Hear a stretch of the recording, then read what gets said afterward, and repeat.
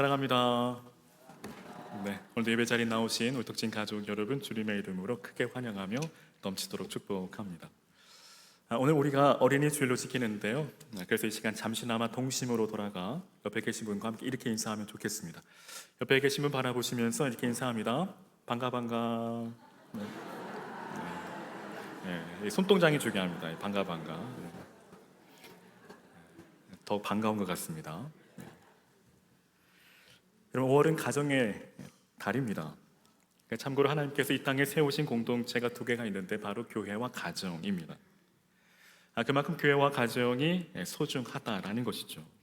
근데 여러분, 사실 이 교회와 가정의 본질은 같습니다. 즉, 한 가족이라는 것이죠.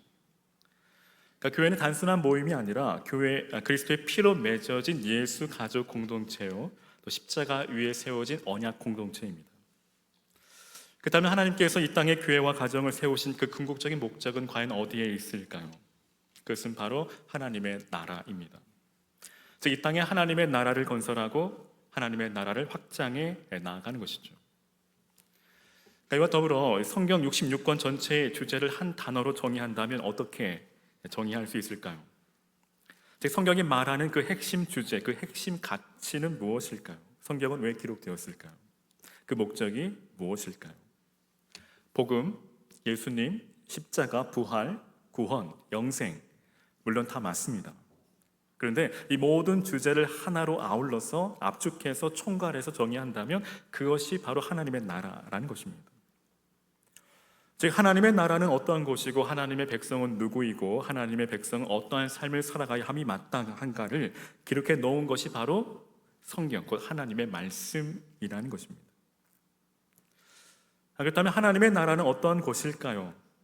그것은 바로 하나님께서 왕으로 자정하시고 다스리시고 통치하시는 나라입니다. 그리고 그 통치를 받는 자가 바로 하나님의 백성이죠. 여러분, 예수님께서 이 땅에 오신 목적이 무엇일까요? 바로 하나님 나라 회복입니다. 즉, 죄악으로 말미암아 훼손된 하나님의 영광과 하나님의 나라를 회복해 하시려고 이 땅의 평화의 왕으로 오셨습니다. 그러니까 예수님께서 40일 금식 이후 사단의 시험을 이기시고 첫 공생의 사역을 시작하시며 하신 일이 무엇일까요? 그러니까 마태복음 4장 17절에 이때부터 예수께서 비로소 전파하여 이르시되 회개하라 천국이 가까이 왔느니라. 이어서 4장 23절에 예수께서 온 갈릴리에 두루 다니사 그들의 회당에서 가르치시며 천국 복음을 전파하시며, 즉 예수님의 공생의 전 사역은 처음부터 끝까지 일관되게 천국 복음, 하나님 나라를 전파하는 것이었습니다. 그럼에도 예수님께서 승천하실 때 이 제자들은 안타까운 심정으로 예수님께 이러한 질문을 던집니다. 이스라엘 나라를 회복하심이 어느 때이니까? 그들은 예수님께서 이스라엘 나라를 회복시켜 주실 그 정치적인 메시아로 기대하고 믿고 따랐던 것이죠. 그리고 그때가 되면 이제 출세하고 성공할 것을 은근히 기대하고 욕심내고 있었기에, 그러니까 예수님께서 승천하시는 것을 바라보고서는 속된 말로 닭 쫓던 게 지붕 쳐다보는 격으로 그와 같은 질문을 했던 것입니다. 그 같은 질문을 하는 제자들에게 예수님께서 이렇게 말씀하시죠. 오직 성령이 너에게 임하시면 너희가 권능을 받고 예루살렘과 온 유대와 사마리아와 땅끝까지 이르러 내 증인이 되리라. 즉, 예수님의 온통 관심은 하나님 나라 회복에 있음에도 제자들의 관심은 온통 이스라엘 나라의 회복입니다. 즉, 완전한 동상이몽이죠. 근데 이와 같은 동상이몽이 오늘 우리에게도 동일하게 존재한다는 사실입니다. 즉, 예수를 믿고 따른다 하지만 그 궁극적인 관심은 하늘이 아니라 땅이라는 것입니다. 다시 말해 하나님 나라의 회복이 아니라 이 세상에서의 성공과 출세입니다. 세상에서의 성공과 출세가 무조건 나쁜 것도 아니고 아무것도 아닌 것도 아니지만 우리의 신앙의 그 궁극적인 목적은 하나님 나라의 회복에 있지 이 세상에서의 성공과 출세가 아니라는 것입니다. 사실 우리가 예수님을 믿는 이유도 궁극적으로 하나님 나라에 들어가기 위함이죠. 우리 그것을 구원이라 부릅니다. 그런데 여러분, 구원이란 하나님 나라에 들어가는 것으로 끝나는 것이 아니라 지금 그리고 바로 여기에서 하나님 나라의 삶을 사는 것을 의미합니다. 하지만 예수님 당시 이스라엘 백성들은 하나님 나라의 회복에 관심이 없었죠. 오로지 그 옛날 다윗이 다스리던 이스라엘 나라의 회복에만 관심이 있었습니다. 그들에게 예수님은 단지 정치적인 메시아일 뿐입니다. 결국 그들의 목적이 이루어지지 않자 그들은 예수님을 십자가에 못 박고 말았죠. 근데 여러분, 혹 우리들 역시 예수님을 당시 이스라엘 백성들처럼 나를 위한 정치적인 메시아로 그렇게 믿고 따르고 있지는 않느냐라는 것입니다. 그저 모든 관심이 온통 이 땅의 것들에 속한 것이며 이 세상에서 소위 잘 나가는 것, 성공하는 것이 우리의 목적이라면, 만일 그렇다고 한다면 우리 역시 당시 이스라엘 백성들과 전혀 다를 바가 없다라는 것입니다. 우리 역시 마침내 예수님을 부인하고 예수님을 십자가에 못 박고 말 것입니다. 그렇다면 하나님 나라는 어떤 곳일까요? 왜 예수님은 하나님 나라에 관해 전파하셨을까요? 도대체 그 나라가 어떤 나라이기에 하나님 나라 회복을 위해 자신의 목숨까지 버리신 것일까요? 여러분, 하나님 나라는 어떤 곳일까요? 그것은 얼마나 좋은 곳일까요? 여러분, 혹시 상상이 되시나요? 참고로 믿지 않는 자들도 천국은 다 좋은 곳인 줄로 알죠. 어떻게 하는지.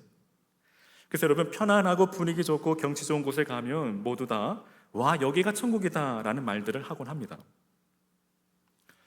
제가 천국을 좀 보고 왔으면 좀 설명을 잘 해드릴 텐데 너무나 아쉽습니다. 근데 여러분, 가끔 천국을 보고 왔다고 또 책도 쓰고 간증도 하고 다니시는 분들이 계십니다. 여러분, 속지 마십시오. 다 개꿈입니다. 다 거짓입니다. 여러분, 성경에 아주 친절하게 특별히 계시록 말씀에 천국에 관해 말씀하고 계시죠. 그러므로 더도 말고 덜도 말고 오직 성경에서 말씀하시는 천국만 믿으시기를 바랍니다. 그럼 하나님 나라는 어떤 곳일까요? 그럼 하나님 나라에는 이 세상에 없는 것이 있고 세상에 있는 것이 없습니다. 첫째, 하나님 나라에는 사망과 애통과 슬픔과 아픔이 없습니다. 계시록 21장 4절에 모든 눈물을 그 눈에서 씻기시며 닦아주시며 다시 사망이 없고 애통하는 것이나 곡하는 것이나 아픈 것이 다시 있지 않다라고 말씀합니다. 둘째, 하나님 나라에는 기쁨이 있습니다. 시편 16편 11절에 주께서 생명의 길로 내게 보이시리니 주의 앞에는 기쁨이 충만하고 주의 우편에는 영원한 즐거움이 있나이다. 셋째, 하나님 나라는 참으로 평화로운 곳입니다. 이사야 11장 9절에 그때 이리가 어린 양과 함께 거하며 표범이 어린 염소와 함께 누우며 젖먹는 아이가 독사의 구멍에서 장난하며 젖된 어린아이가 독사의 굴에 손을 넣을 것이라.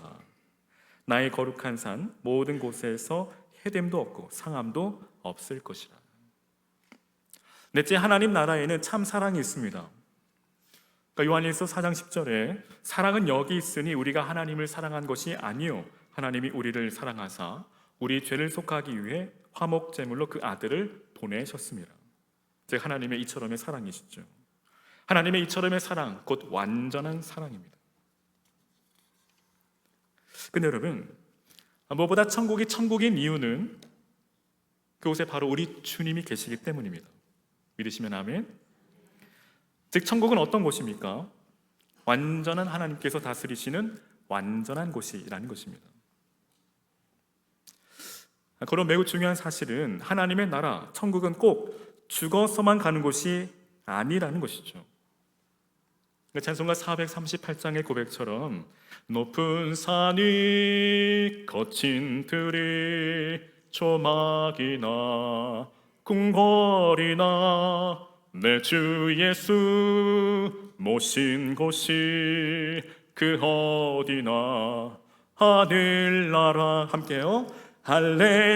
할렐루야 찬양하세 내 모든 죄 사함 받고 주 예수와 동행하니 그 어디나 하늘나라. 즉 내 주 예수 모신 곳이 그 어디나 하늘나라이라는 것입니다. 주 예수와 동행하는 그 삶이 천국이라는 것입니다. 여러분, 이 예수님께서도 말씀하십니다. 누가복음 17장 20절과 21절에 바리새인들이 하나님의 나라가 어느 때 임하니까 묻거늘 예수께서 대답하여 이르시되 하나님의 나라는 볼 수 있게 임하는 것이 아니요 또 여기 있다 저기 있다고도 못하리니 하나님 나라는 너희 안에 있느니라. 즉 예수님을 나의 구주로 내 삶의 주인으로 영접하는 그 순간 하나님의 나라가 내 속에 이루어진다라는 것입니다. 믿으시면 아멘. 하지만 그 나라는 아직 완성되지 않았습니다. 그 날은 바로 우리 주님 다시 오시는 재림의 날입니다. 그래서 여러분, 성도의 삶은 이미와 아직 그 사이에 있습니다. 즉 우리 주님 다시 오실 그날에 이 땅에 하나님의 나라가 온전히 이루어질 것입니다. 그러므로 성도는 그날을 간절히 기대하며 기도하며 기다리는 삶이 되어야 합니다. 그날이 우리 생애 최고의 날이기 때문이죠. 그리고 더 나아가 이 땅에 하나님의 나라를 세워가고 확장해 가야 합니다. 바로 천국 복음을 전파함으로 말이죠. 특별히 오늘은 우리가 교회 주변 전도의 날로 지킵니다. 이 일을 통해 천국 복음이 더 전파되고 또 하나님의 나라가 더 확장되어질 줄로 믿습니다. 사연 여러분 기억하시기 바랍니다. 이 일을 위해 하나님의 나라를 건설하고 하나님의 나라를 확장하기 위해 저와 여러분을 부르셨고 또 이곳에 주님의 몸된 교회를 세우셨다는 사실입니다. 그러므로 우리는 이 복음의 사명을 더욱 힘써 감당해야 합니다. 이것이 바로 우리가 그리고 교회가 이 땅에 존재하는 이유이고 목숨보다 귀한 사명이라는 것입니다. 중요한 사실은 하나님의 다스림과 통치를 받는 그 삶에 하나님의 나라가 이루어진다는 것이죠. 그 가운데 이 땅에서 천국을 미리 맛보고 경험하며 살아가게 되는 것입니다. 근데 문제는 참으로 안타까운 것은 신앙생활을 하면서도 하나님의 나라를, 천국을 맛보지 못하고 경험하지 못하고 살아간다는 데 있습니다. 왜일까요? 그것은 하나님의 다스림, 하나님의 통치를 받지 않기 때문이죠. 즉 여전히 내가 내 삶의 왕이 되어 내가 내 삶의 주인 되어 살아가기 때문이라는 것입니다. 이는 분명 하나님을 믿지 못하기 때문이죠. 근데 오늘 본문에 천국을 발견하고 천국을 소유한 한 사람이 등장합니다. 이 사람은 밭에 감추인 보화를 발견한 자입니다. 그러니까 밭에서 발견한 걸 보니 농부였을 가능성이 매우 큽니다. 그는 보화를 발견한 후 숨겨두고 기뻐하며 돌아가서 자기의 소유를 다 팔아 그 밭을 삽니다. 그런데 그 보화의 가치가 얼마나 크면 자신의 소유를 다 팔아 살 정도였을까요? 그만큼의 엄청난 보화를 발견했으니 그가 얼마나 기뻐했을까요? 한마디로 인생 대박, 인생 역전입니다. 아마 로또에 당첨된 기분이었을 겁니다. 로또에 당첨된 분 경험이 없어서 잘 모르시는 것 같아요. 여러분, 이 농부는 이 밭을 사기 위해 자신의 전 재산을 다 팔았습니다. 자신의 소유의 일부가 아닙니다. 절반이 아닙니다. 전부입니다. 그러니까 전부라는 것은 하나도 남김없이라는 뜻이죠. 즉 자신의 전 재산을 하나도 남김없이 완전히 모조리 싹 다 끌어모았다는 뜻입니다. 그러니까 요즘 세대 말로 영끌이라고 하죠. 영끌, 즉 영혼까지 끌어모았다는 뜻입니다. 이는 어쩜 너무도 당연한 행동이죠. 그만큼의 가치가 있으니 말이죠. 여러분, 그 농부가 자신의 재산을 다 팔아 그 밭을 살 때에 조금이라도 아까운 마음이 있었을까요? 잠시라도 머뭇거리고 망설이는 마음이 있었을까요? 주저했을까요? 고민했을까요? 계산했을까요? 만일 그랬다면 바보죠. 참으로 어리석은 사람이죠. 미련한 사람입니다. 그러니까 어리석은 사람과 관련해 아우카족에게 복음을 전하다 그들의 창끝에 찔려 죽임을 당한 순교한 이 짐 엘리엇 선교사님은 영원한 것을 위해 영원하지 않는 것을 포기하는 것은 결코 어리석은 일이 아니다라는 글을 남겼습니다. 이는 바꿔 말하면 영원하지 않는 것을 위해 영원한 것을 포기한다면 그것이야말로 어리석은 일이요 바보 같은 행동이라는 것입니다. 저는 한 예로, 전 주식을 잘 모르지만 만약 어느 한 주식이 오른다고 고급 정보를 누군가로부터 들었다고 한다면, 그 정보가 확실하다고 한다면, 또한 부동산 개발업자로부터 이 땅을 사면 1년 후에 개발된다, 고속도로가 뚫린다라는 그 정보를 들었다면 여러분 어떻게 하시겠습니까? 여러분 은행빛을 내서라도 사야죠. 그렇지 않겠습니까? 근데 그러다 신세 망치는 사람들이 많죠. 여러분 참고로 가장 안전한 곳은 어디일까요? 바로 천국에 투자하는 것입니다. 하늘의 보화를 쌓는 것입니다. 이것이 가장 확실하고 안전합니다. 근데 여러분, 오늘 본문에 이 등장하는 사람이 자신이 직접 보고 만져봤으니 그 밭을 산 것입니다. 즉 여기 보화가 꼭 금은 보화가 아닐지라도 자신의 소유를 다 팔아 살 정도로 가치 있는 물건이라는 것입니다. 오늘 본문에서 예수님께서 말씀하신 이 천국의 비유의 의미는, 이처럼 천국은 마치 밭에 감추인 보화와 같다라는 것입니다. 즉 이 세상 그 모든 가치보다 귀하다라는 것이죠. 아니, 이 세상 그 무엇과도 바꿀 수 없고 이 세상 그 무엇과도 비교할 수 없다는 것입니다. 진정 하나님의 나라 천국은 이 세상을 다 주어도 바꿀 수 없고 결코 살 수 없습니다. 그 가운데 여러분, 우리가 기억해야 될 것은 하나님의 나라는 우리의 노력으로 얻을 수 없지만 반드시 대가를 지불해야 한다는 것입니다. 그 대가는 무엇일까요? 바로 자기 희생이죠. 그럼 누가복음 14장 33절에 예수님께서 말씀하십니다. 이와 같이 너희 중에 누구든지 자기의 모든 소유를 버리지 아니하면 능히 내 제자가 되지 못하리라. 즉 나의 모든 소유를 주님께 드리는 것입니다. 우리의 생명까지도 말입니다. 그 다음에 오늘 저와 여러분, 진정 천국을 발견하셨나요? 그 다음에 먼저 저와 여러분 안에 천국을 발견한 기쁨이 있습니까? 감격이 있으신가요? 만일 우리 안에 천국을 발견한 기쁨이 없다면, 감격이 없다면 아직 천국을 발견하지 못한 자입니다. 여러분, 로또에 당첨되면 좋을까요? 나쁠까요? 기쁠까요? 슬플까요? 기쁘겠죠. 근데 여러분, 하물며 하나님의 나라 천국이겠습니까? 천국을 발견한 그 기쁨을 로또에 당첨된 것과 비교할 수 있을까요? 한 걸음 더 나아가 오늘 저와 여러분, 천국을 발견하셨나요? 그렇다면 그 천국을 진실로 소유하고 계신가요? 그러니까 발견한 것과 소유한 것은 천지 차이죠. 즉 발견했다 할지라도 소유하지 않으면 아무 소용이 없다라는 것입니다. 무용지물이죠.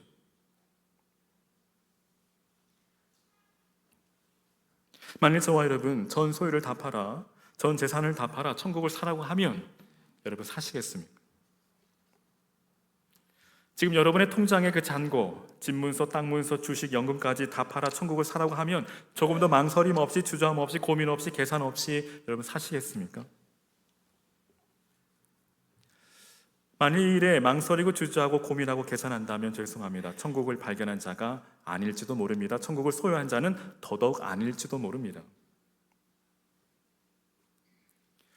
계속되는 이 좋은 진주를 구하는 이 장사의 비유도 같은 의미죠. 즉 천국을 소유하기 위해서 자신의 소유를 다 판다라는 것입니다. 이는 다시 말해 자신의 모든 것을 다 포기하는 것과 같습니다. 바로 대가 지불입니다. 이제 오늘 저와 여러분에게 진지하게 묻고 싶습니다. 우린 과연 천국을 얻기 위해 무엇을 포기했나요? 어떤 대가를 지불하셨나요? 여러분 사도 바울을 보십시오. 빌립보서 3장 7절과 8절에 그러나 무엇이든지 내게 유익하던 것을 내가 그리스도를 위하여 다 해로 여길 뿐더러 또한 모든 것을 해로 여김은 내 주 그리스도 예수를 아는 지식이 가장 고상하기 때문이라. 내가 그를 위하여 모든 것을 잃어버리고 배설물로 여김은 그리스도를 얻고라고 고백합니다. 오늘 사도 바울의 고백이 저와 여러분의 그 삶의 믿음의 고백 되시기를 주의 이름으로 축원합니다. 사도 바울뿐 아니라 진정 예수님을 만난 자, 천국을 발견한 자는 하나같이 자신의 소유를 버렸습니다. 베다니 마리아가 그랬습니다. 자신의 전부와도 같은 그 향유옥합을 깨뜨려 주님 발 앞에 아낌없이 남김없이 부어드리죠. 삭개오 역시도 그렇습니다. 자신의 전 재산을 팔아 가난한 자들에게 나누어 줍니다. 즉 찬송가 94장의 고백처럼 주 예수보다 더 귀한 것이 없다는 그의 신앙 고백이죠. 그 삶의 고백입니다. 이것이 바로 천국을 소유한 자의 참 믿음이라는 것입니다. 오늘 그 가운데 주께서 삭개오를 향해 이렇게 말씀하시죠. 누가복음 19장 9절에 예수께서 이르시되 오늘 구원이 이 집에 이르렀으니 이 사람도 아브라함의 자손이로다. 결국 여러분 47절의 천국은 마치 바다에 치고 각종 물고기를 모는 그물과 같으니 그물에 가득함에 물가로 끌어내고 앉아서 좋은 것을 그릇에 담고 못된 것을 내버린다라고 말씀하십니다. 이어서 49절에 세상 끝에도 이러하리라. 천사들이 와서 의인 중에서 악인을 갈라내어 풀무불에 던져 넣으리니 거기서 울며 이를 갈리라고 말씀하십니다. 즉 마지막 최후 심판의 날에는 의인 중에서 악인을 갈라낸다는 것입니다. 걸러낸다는 것입니다. 구별하신다는 것입니다. 이는 다시 말해 교회 울타리 안에 있다 해서 다 좋은 것, 즉 의인이 아니라는 것입니다. 심지어 못된 것은 내버린다라고까지 말씀하십니다. 여기서 못된 것의 의미는 무가치하고 쓸모없다는 의미죠. 한마디로 하나님 보시기에 무가치하고 쓸모없는 것, 쓰레기라는 것입니다. 이는 아무리 교회 안에서 중직을 맡았다 할지라도, 물론 목사라 할지라도 결코 예외일 수 없습니다. 그렇다면 성경이 말하는 의인은 누구일까요? 의인은 다른 사람이 아닌 주 예수보다 더 귀한 것이 없음을 고백하고 실제 그렇게 사는 사람입니다. 그가 바로 의인입니다. 하지만 의인 중에서 악인은 주 예수보다 더 귀한 것이 있는 사람이죠. 즉 천국과 세상에서 여전히 갈등하는 사람입니다. 뒤를 돌아보는 자입니다. 계산하는 사람입니다. 두 마음을 품은 사람입니다. 오늘 본문에서 보화를 발견한 후 자신의 소유를 다 팔아 그 밭을 산 농부처럼 극히 값진 진주 하나를 발견해서 자기의 소유를 다 팔아 그 진주를 산 이 장사꾼처럼 여러분, 우리 주님은 저와 여러분을 자신의 소유를 삼으시고자 십자가에서 물과 피를 다 흘리셨습니다. 즉 예수님은 자신의 전부를 팔아 우리를 사셨습니다. 그걸 오늘 저와 여러분 마치 밭에 감추인 보화와 같이 극히 값진 진주와 같이 예수님의 보배로운 피로 사신 참으로 존귀한 자라는 것입니다. 그러므로 오늘 저와 여러분 우리가 참으로 존귀한 자의 삶을 살아가시기를 주의 이름으로 축원합니다. 그 삶은 무엇일까요? 그것은 바로 주 예수보다 더 귀한 것이 없는 삶이죠. 오직 예수로 충만하고 오직 예수로 충분한 삶입니다.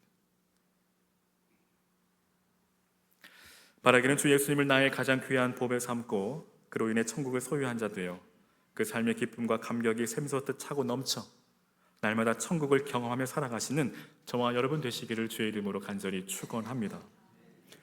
오늘 말씀에 매우 중요한 결론입니다. 그렇다면 우리가 어떻게 천국을 소유할 수 있을까요? 앞서 마태복음 11장 12절에 이 세례 요한의 때부터 지금까지 천국은 침노를 당하나니 침노하는 자는 빼앗느니라 하고 말씀합니다. 여기 침노한다라는 것은 성을 정복하기 위해 돌진하는 이 군사들을 연상케 합니다. 이는 전쟁에서 반드시 승리하겠다는 강하고 굳은 의지, 죽음을 각오한 결단의 행동입니다. 여러분, 만일 적진을 향해 돌진하는 군사들이 죽음이 두려워 피할 길을 찾거나 뒤를 돌아보거나 여러 잡다한 생각들로 가득하다면 과연 그 성을 정복할 수 있을까요? 정복은커녕 정복당하고 말 겁니다. 즉 침노는 죽느냐 사느냐의 문제입니다. 근데 예수님은 지금 천국은 이와 같이 침노하는 자의 것이라고 말씀합니다. 천국을 침노하는 자는 살지만 그렇지 못한 자는 죽습니다. 그럼에도 오늘날 이 천국을 침노하려 하는 자들이 그리 많지 않습니다. 천국 복음을 전해도 아무런 관심이 없습니다. 온통 이 세상 관심뿐입니다. 세상을 침노하기에 바쁩니다. 정신 없습니다. 천국이 아닌 세상을 침노하기에 죽기 살기입니다. 근데 심각한 문제는 오늘날 성도들 역시 크게 다르지 않다라는 것입니다. 매우 안타까운 현실이죠. 천국을 믿지 않습니다. 천국에 관심이 없습니다. 그러니까 세상 사람들과 똑같이 온통 관심이 무엇을 먹을까, 무엇을 마실까, 무엇을 입을까입니다. 그러니까 말하는 것이나 생각하는 것이나 행동하는 것이 세상 사람들과 별반 다르지 않습니다. 똑같습니다.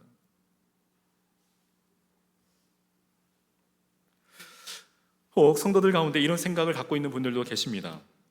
예수 믿으니 교회에 출석하니 당연히 천국은 따는 당상이요, 어차피 죽으면 천국 갈 것이라고, 마치 천국을 그저 생명보험 드는 정도로 생각하는 분들이 있습니다. 하지만 죄송합니다. 이는 대단한 착각입니다. 큰 오산입니다. 앞서 말씀드린 것처럼 천국은 죽어서만 가는 곳이 아니죠. 천국은 통치의 개념이 더 큽니다. 즉 천국은 하나님의 통치가 임하는 곳, 하나님이 다스리시는 곳, 그곳이 바로 하나님의 나라입니다. 고려 여러분, 이 땅에서 천국을 침노하지 못하면 죽어서도 천국에 들어가지 못합니다. 결국 사단이 그 삶을 침노하고 말 겁니다. 즉 이 땅에서 하나님의 나라의 통치, 다스림을 받지 않는다면 죽어서도 마찬가지라는 것입니다. 이 땅에서 천국 백성으로 살지 않으면 죽어서도 천국 백성으로 살 수 없다는 말입니다. 그리고 결국 사단의 다스림을 받게 된다라는 것이죠. 영원한 멸망의 나라에 들어가게 된다라는 것입니다. 고로 바라기는 저와 여러분, 천국을 침노하시기를 바랍니다. 그럼 계속해서 우리가 어떻게 천국을 소유할 수 있을까요? 마태복음 18장 3절에 이르시되 진실로 너희에게 이르노니 너희가 돌이켜 어린 아이들과 같이 되지 아니하면 결단코 천국에 들어가지 못하리라 하고 말씀하십니다. 여기서 예수님은 천국에 들어갈 수 있는 자의 그 자격 조건을 말씀하고 계십니다. 곧 돌이켜 어린 아이들과 같이 되어야 한다라는 것이죠. 돌이킨다라는 말은 완전한 방향 전환입니다. 방향을 잘못 잡은 사람이 이를 깨닫는 순간 즉시 방향을 바꾸는 것을 나타내는 말입니다. 그러므로 예수님께서 제자들에게 돌이키라고 촉구하셨다는 이 사실은 결국 그들이 지금 추구하는 것이 옳지 못함을 지적하고 계신 것이죠. 제가 앞서 말씀드린 것처럼 이 당시 제자들의 온통 관심은 이 세상에서 하나님의 나라가 이루어지면 어떻게 해서든 한 자리 차지해서 떵떵거리며 사는 것입니다. 한마디로 그들의 유일한 관심은 이 땅에서 잘 먹고 잘 사는 것이죠. 하지만 예수님께서 죽으시면 그들의 꿈이 하루아침에 물거품처럼 사라지게 될까 봐 그것이 두려웠던 것입니다. 그래서 근심했던 것입니다. 그들은 예수님께서 말씀하신 하나님의 나라와 천국 복음을 전혀 이해하지도 못했고 깨닫지도 못했습니다. 그렇다면 오늘 예수님을 믿고 따르는 저와 여러분, 우린 지금 주님께 어떠한 질문을 드리고 계신가요? 혹 예수님의 제자들과 같이 어떻게 하면 이 세상에서 잘 먹고 잘 살 수 있는지에 대해서 질문하고 있지는 않습니까? 오늘 우리의 기도의 내용을 한번 잘 들여다보십시오. 과연 우리는 지금 무엇을 구하고 있는지를 말입니다. 우리의 신앙의 목적이 단지 이 땅에서 잘 먹고 잘 사는 것이라고 한다면 대상만 다를 뿐 우린 헛된 우상을 섬기는 자들과 전혀 다를 바가 없습니다. 예수님은 또 다른 나를 위한 우상일 뿐입니다. 그러니까 예수님은 먼저 그의 나라와 그의 의를 구하라, 그리하면 이 모든 것을 너희에게 더하시리라고 말씀하시는데도 우리는 먼저 그의 나라와 그의 의를 구하기보다 이 모든 것, 즉 세상의 것에만 우리의 모든 관심과 초점이 맞추어져 있다는 것입니다. 당시 예수님의 제자들이 그러했죠. 그들의 관심은 하나님 나라와 뜻에는 하나님 나라와 뜻이 아닌 누가 크냐입니다. 그렇다면 어린아이들과 같이 되어야 한다라는 말씀은 무엇을 의미하는 것일까요? 그것은 어린아이들이 죄가 없다라는 것이 아니라 어린아이와 같은 믿음을 말합니다. 그렇다면 어린아이와 같은 믿음은 무엇일까요? 그것은 어린아이가 부모에게 완전히 전적으로 의지하듯 예수님 한 분만을 온전히 믿고 의지하는 것입니다. 마치 어린아이가 갓난아이가 어머니의 젖을 사모하듯 주님을 갈망하며 주님을 사모하는 그 갈급한 심령이라는 것입니다. 또한 어린아이에게 부모가 절대적인 존재인 것처럼 전적인 의탁, 전적인 신뢰, 전적인 순종을 말합니다. 그럼 여러분, 이러한 믿음은 어디에서부터 시작될까요? 그것은 바로 철저한 자기 부인이죠. 자기 없음입니다. 자기 부정입니다. 즉 나는 죽고 예수로 사는 삶입니다. 여러분, 이 시간에도 예수님은 저와 여러분에게 분명하게 말씀하십니다. 누구든지 나를 따라오려거든 자기를 부인하고. 여러분, 자기 부인이란 무엇일까요? 자기 부인. 자기 부인이란 여러분 말씀드렸지만 자기 부인이란 바로 왕따가 되는 것입니다. 왕따란 무엇입니까? 왕을 따르는 것, 줄여서 왕따입니다. 그 다음 여기서 왕이란 누구일까요? 바로 예수님이시죠. 오늘 저와 여러분 누구를 따르고 계신가요? 세상에서 왕따가 되기 싫어서 세상과 적당히 타협하면서 살아가고 계시지는 않습니까? 아니면 여전히 내가 내 삶의 주인되어 내 마음과 내 생각과 내 계획과 내 고집대로 살아가고 계시지는 않습니까? 여러분 기억하십시오. 우리가 세상에서 철저하게 왕따가 되어질 때 우리 주님의 위로와 사랑을 더욱 깊이 경험하게 된다는 것입니다. 또한 세상에서 철저하게 왕따, 즉 왕을 따르는 자가 될 때에 주님 주시는 참된 화평과 평강이 우리의 생각과 마음을 지키시며 우리 삶의 참된 기쁨이 차고 넘치게 된다는 것이죠. 즉 왕따의 삶에 비로소 하나님의 나라 천국이 이루어진다는 사실입니다. 고로 바라기는 하나님의 자녀된 저와 여러분, 우리의 삶 역시도 이 어린아이와 같은 믿음, 전적인 의탁, 전적인 신뢰, 전적인 순종의 믿음을 가지고 살아가시기를 주의 이름으로 간절히 축원합니다. 더 나아가 나의 나됨이 오직 하나님의 은혜임을 알고 어린아이와 같이 겸손하게 주를 섬기며 또 주를 따라가시는 왕따의 삶, 주와 복음을 살아가시는 참으로 신실한 믿음의 삶, 믿음의 가정 되시기를 주의 이름으로 축원합니다. 그 가운데 우리가 이 땅에서 사는 동안 하나님의 나라가 멀리 있는 것이 아니라 이 땅에서 하나님의 나라, 그 천국을 우리가 미리 맛보고 경험하며 살아가실 수 있기를 주의 이름으로 간절히 축원합니다. 아멘.